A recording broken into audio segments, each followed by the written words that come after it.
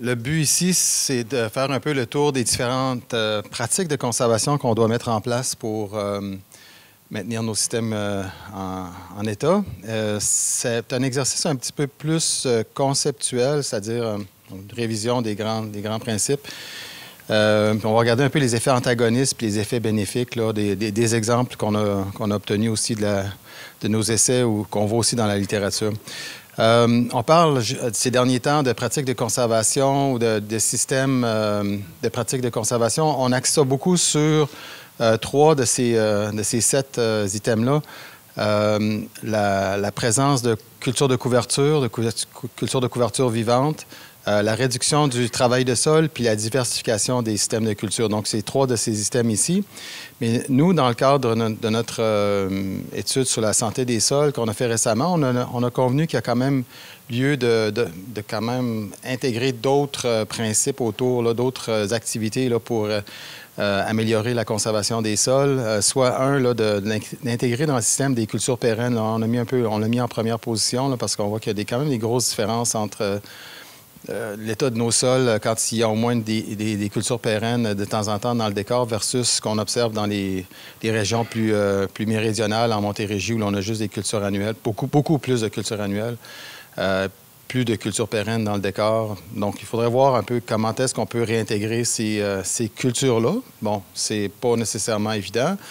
Il y a déjà quand même des programmes du Primevert qui ont adressé cette question-là, voir des échanges de terre, voir et augmenter ou favoriser les cultures commerciales de prairies, de foin, ou toutes sortes d'options comme ça, ou d'intégrer le trèfle intercalaire, des cultures comme ça dans la rotation, mais sur un plus long terme, qu'il faudrait que ça soit établi. Là. Donc, ça, c'en est un.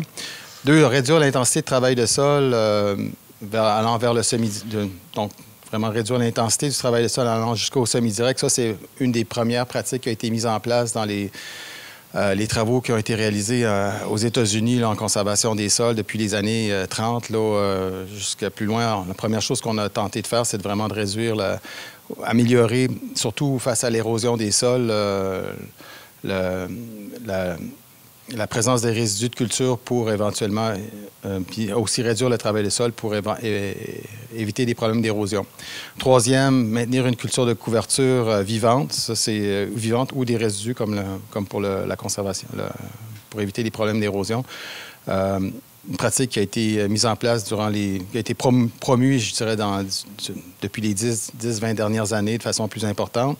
On parle maintenant aussi de diversifier les rotations en grande culture, d'intégrer un peu plus de culture à travers celle du maïs et du soya, par exemple. De favoriser, une cinquième qui n'est pas tout à fait une pratique de conservation qu'on mentionne habituellement, mais il faut quand même voir à intégrer la gestion des fumiers d'élevage, des fumiers dans les systèmes, là, pour que ce soit mieux intégré dans nos cultures. Sixième, d'améliorer la gestion du trafic ou de réduire la compaction par la machinerie. On en a parlé hier de son impact. Donc, c'est vraiment une pratique, en tout cas, ça fait partie des choses à contrôler au champ. Puis la septième, réduire, sinon éviter les intrants de synthèse.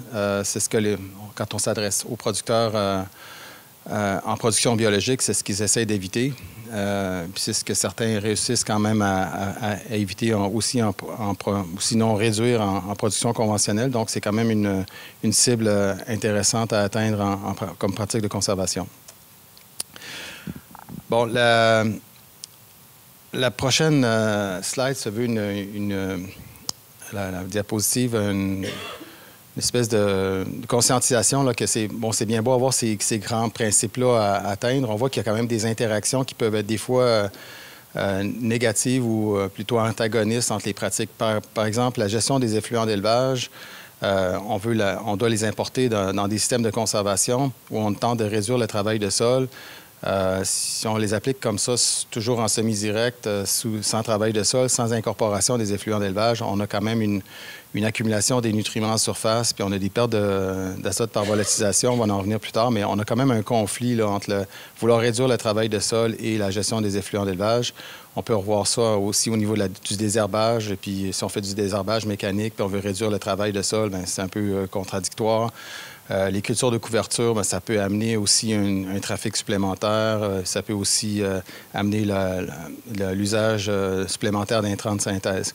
Mais je fais référence ici à un éditorial, un article qui est paru récemment.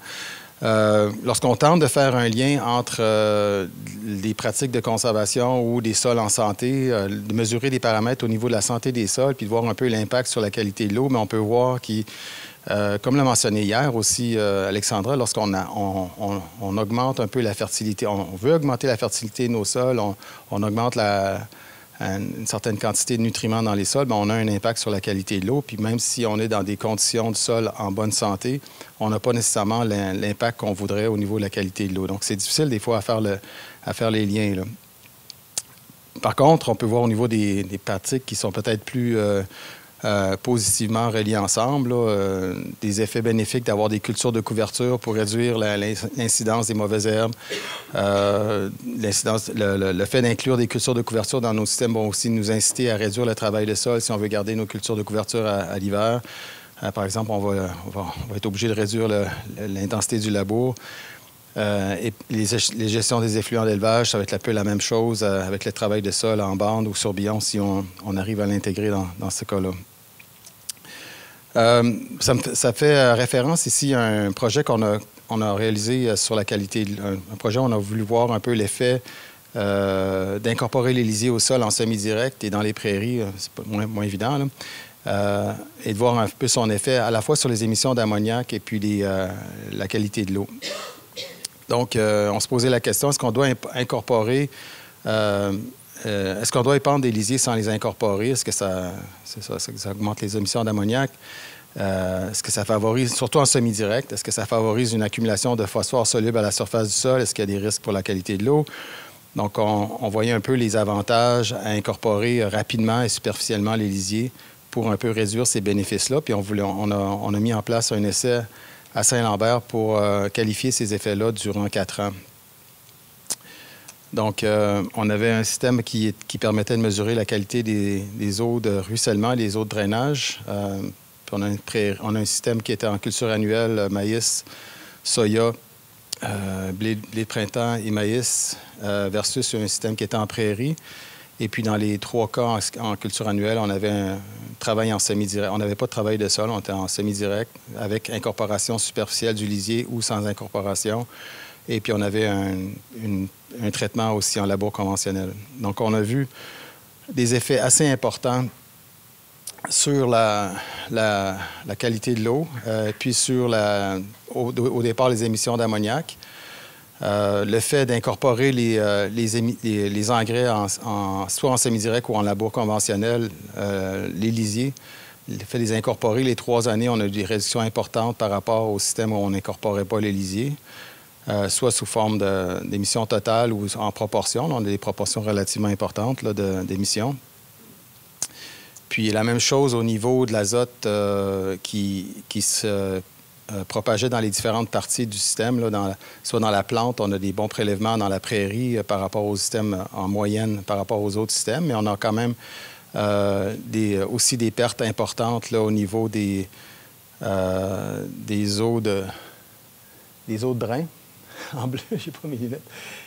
La volatilisation en ammoniac, elle représente une plus faible part et l'azote aussi ruisselé, une plus faible part. Mais donc, on a quand même des niveaux d'émissions d'ammoniac importants là, qui peuvent être similaires à ce que la plante peut prélever. Là. Donc, on voit un peu l'importance d'incorporer nos lisiers dans ce cas-là. Ah non, c'est dans le drain, là, pardonnez-moi. Donc, dans le drain, là, en bleu, on a quand même des quantités d'azote qui vont dans le drain.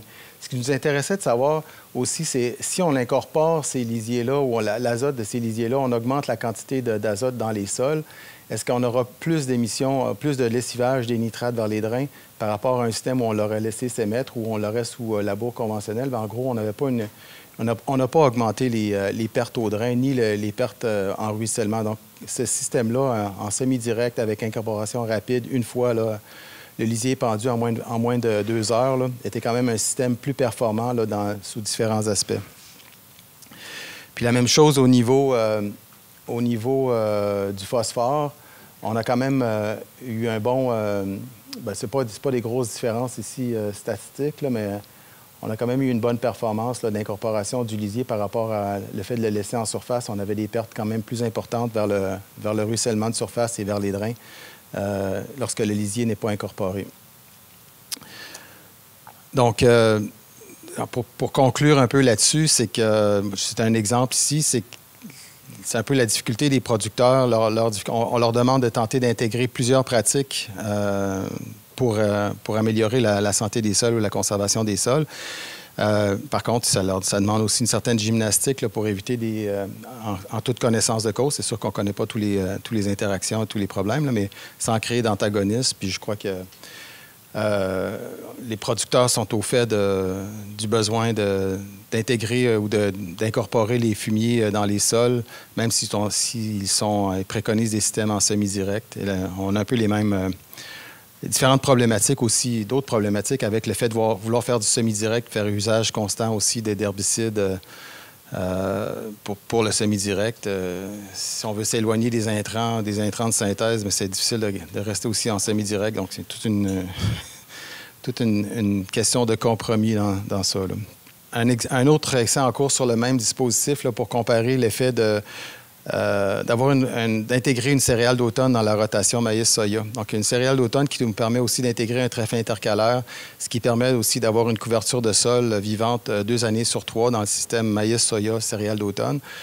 D'avoir de l'apport en azote provenant du trèfle et des apports de carbone en provenant de la paille.